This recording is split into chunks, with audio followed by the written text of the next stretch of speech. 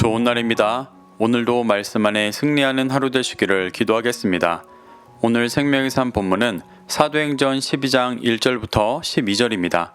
오늘 본문에서는 헤롯 왕의 탄압으로 요한의 형제 야고보가 죽고 베드로가 투옥되었다가 천사에 의해 구출되어지는 모습이 나옵니다.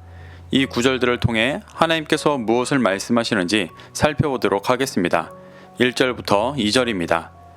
그때 헤롯 왕이 손을 들어 교회 중에서 몇 사람을 해하려 하여 요한의 형제 야고보를 칼로 죽이니 1절에서 말하는 그때는 안디옥에 교회가 생기며 복음이 비약적으로 전파되고 있던 때를 말합니다.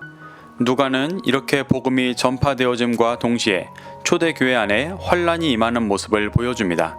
복음이 전파되는 것과 환란은 항상 동시에 있었습니다. 예루살렘 안에 오순절 성령 사건 이후 복음이 전해질 때도 유대 종교 지도자들에 의해 사도들이 잡혔었고 스데반이 죽고 성도들이 흩어지기도 했었습니다.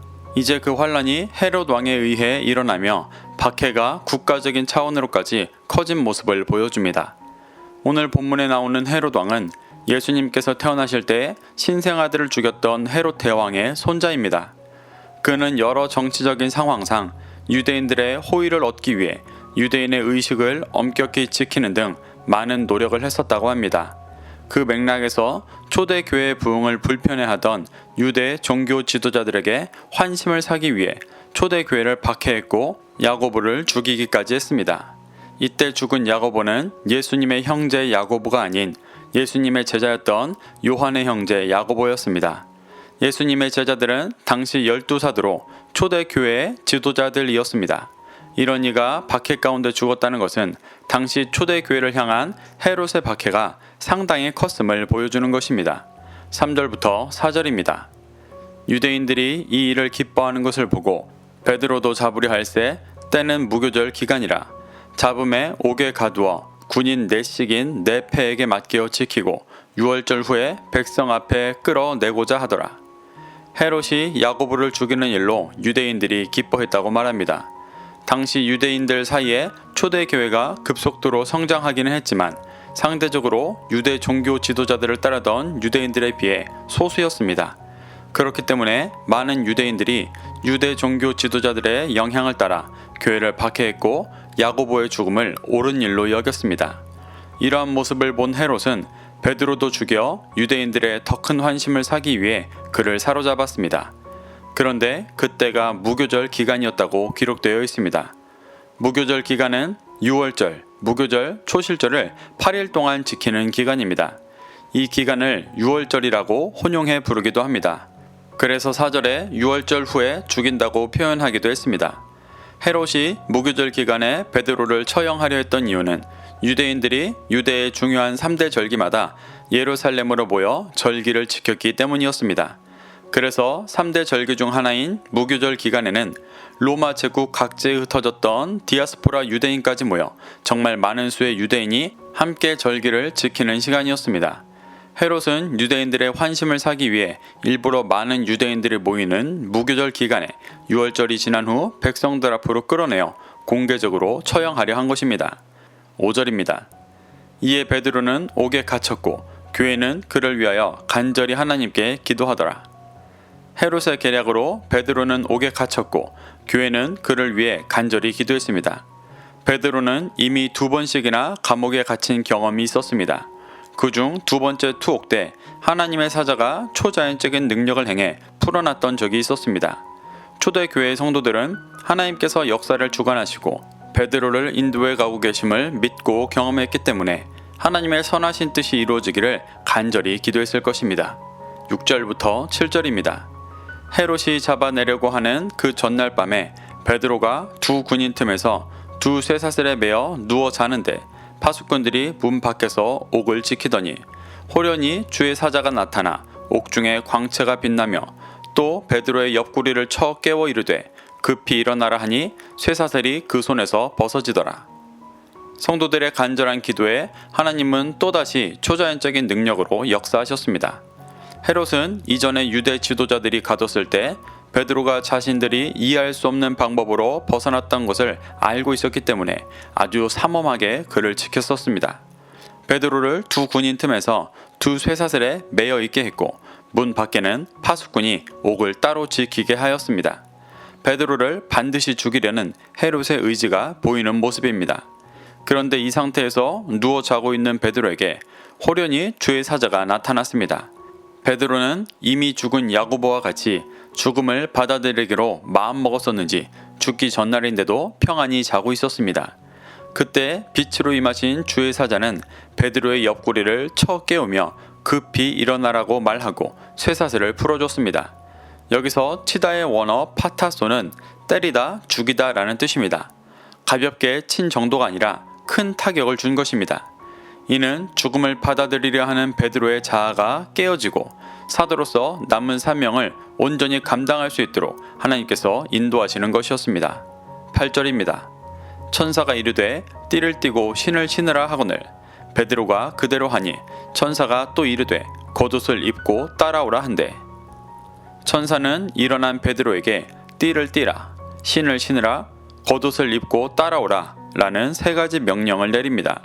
이는 단지 감옥에서 나가야 하니 옷을 입고 따라오라는 의미만이 아닙니다. 그렇다면 굳이 성경에서 뭘 입어야 하는지 세세하게 표현할 필요가 없었을 것입니다. 여기서 말하는 따라오라의 원어 아콜루데오는 예수님께서 제자들을 처음 부르실 때 쓰셨던 표현이기도 했습니다.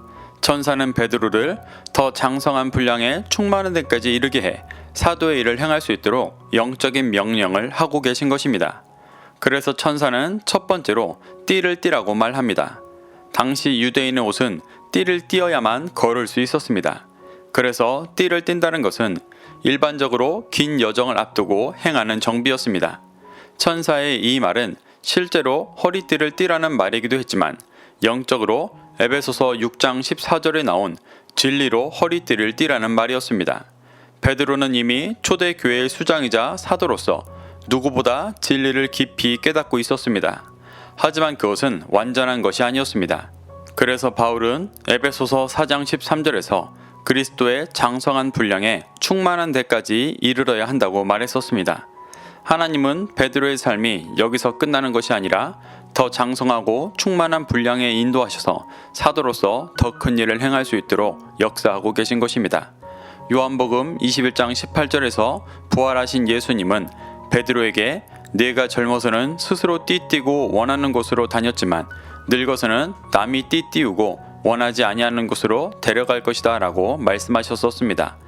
천사는 베드로에게 이 띠를 띠우며 베드로의 육신이 원하는 것이 아닌 진리의 허리띠를 띠고 하나님께서 구원의 길로 인도하고 계신 것입니다.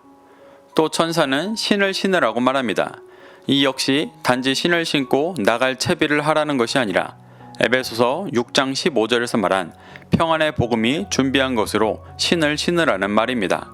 복음을 전하는 데 있어 더 장성한 분량으로 베드로에게 준비시키고 계신 것입니다. 마지막으로 겉옷을 입고 따라오라고 말합니다. 겉옷을 뜻하는 원어 히마티오는 요한계시록 19장 13절에서도 쓰였습니다. 그곳에서는 피 뿌린 옷을 하나님의 말씀이라고 말합니다. 이 피는 요한계시록 7장 14절에 보면 어린 양의 피, 즉 예수 그리스도의 보혈임을 알 수 있습니다. 천사는 베드로에게 예수 그리스도의 보혈로 빤 하나님의 말씀 자체인 그 겉옷을 입으라고 명하는 것입니다. 이는 진리의 말씀으로 베드로의 영이 완전히 덮여 장성한 분량에 충만한 데 이르러야 한다고 말하는 것이었습니다. 이렇게 옥에 갇혀 자고 있던 베드로는 하나님의 사자의 초자연적인 인도하심으로 다시 일어나 더욱 진리로 무장되어 가고 있었습니다. 9절부터 10절입니다. 베드로가 나와서 따라갈새 천사가 하는 것이 생시인 줄 알지 못하고 환상을 보는가 하니라. 이에 첫째와 둘째 파수를 지나 시내로 통한 쇠문에 이르니 문이 저절로 열리는지라. 나와서 한 거리를 지나매 천사가 곧 떠나더라. 베드로는 자신을 인도하는 천사를 따라가면서도 아직 이 일이 환상인 줄 알고 따랐습니다. 아직 천사의 인도하심을 온전히 소화하지 못한 모습입니다. 하지만 천사는 베드로를 맡고 있던 첫째와 둘째 파수를 지나고 쇠문을 열어줘 통과하게 했습니다. 그리고 베드로가 감옥에서 빠져나오자 천사는 곧 떠났습니다. 11절부터 12절입니다. 이에 베드로가 정신이 들어 이르되 내가 이제야 참으로 주께서 그의 천사를 보내어 나를 헤롯의 손과 유대 백성의 모든 기대에서 벗어나게 하신 줄 알겠노라 하여 깨닫고 마가라 하는 요한의 어머니 마리아의 집에 가니 여러 사람이 거기 모여 기도하고 있더라. 베드로는 천사가 떠나고 자신이 감옥 밖에 있다는 것을 인식하고 주께서 천사를 보내셔서 자신을 인도하셨음을 깨달았습니다. 그리고 모여 기도하고 있는 마가라 하는 요한의 어머니 마리아의 집으로 갔습니다. 베드로는 이 사건 이후 사도행전 15장에서 이방인의 할례에 대해 논의하는 장면에 한번 나오고 더 이상 사도행전에는 나오지 않습니다. 하지만 전승에 의하면 베드로는 이후에도 더 장성한 분량에 충만한 데까지 이른 사도의 모습으로 복음을 전하는 삶을 살아갔습니다. 사랑하는 성도 여러분, 오늘 본문은 자신의 유익을 위해 사도들을 죽이려는 헤롯의 모습에 사람의 권세로는 막을 수 없는 하나님의 초자연적인 능력으로 베드로를 구하시는 모습이 나옵니다. 베드로를 구하신 것뿐 아니라 그를 영적으로 더 충만한 길로 인도하시며 하나님의 나라를 확장해 가심을 보여주십니다. 우리도 이러한 하나님의 역사가 오늘날 우리 안에도 임하고 계심을 믿고 하나님의 도우심을 구하며 장성한 분량에 이르러 하나님의 나라를 이루는 일에 동참하게 되기를 소망합니다. 오늘도 이 말씀을 심령에 새겨 승리하는 하루 되시기를 기도하겠습니다.